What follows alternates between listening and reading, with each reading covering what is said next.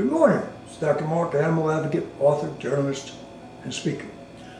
I want to begin the day with something that happened just this morning. Around 8 o'clock, my phone rang. It was a friend of mine, and before I could even say hello, I could hear the frustration in his voice. He had been watching the news, a political event that supposedly had just happened, and it made him angry. Really angry, that's all I can say.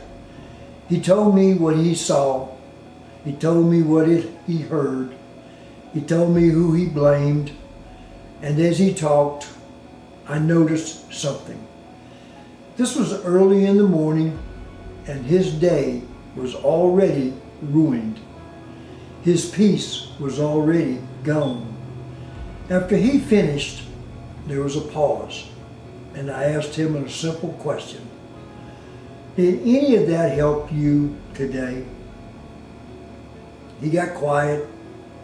That phone call stayed with me because it reflects where so many people are right now. The world is loud, constantly loud. News alerts, opinions, arguments, fear dressed up as information. People wake up and immediately plug into chaos. Not into prayer, not into gratitude, not into God. And that noise is not harmless. It is stressing people, dividing families, and in some cases, it is literally making people sick. Here is something we need to remember. God has never spoken through chaos.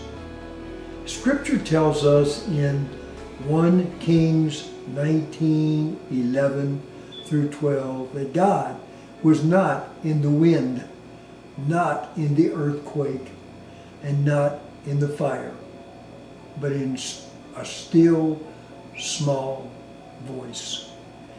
A still voice cannot be heard when the volume of the world is turned all the way up.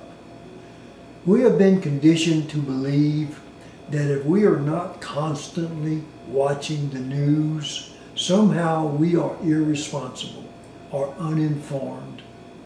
But look at what it is doing to people. Look at what it is doing to families.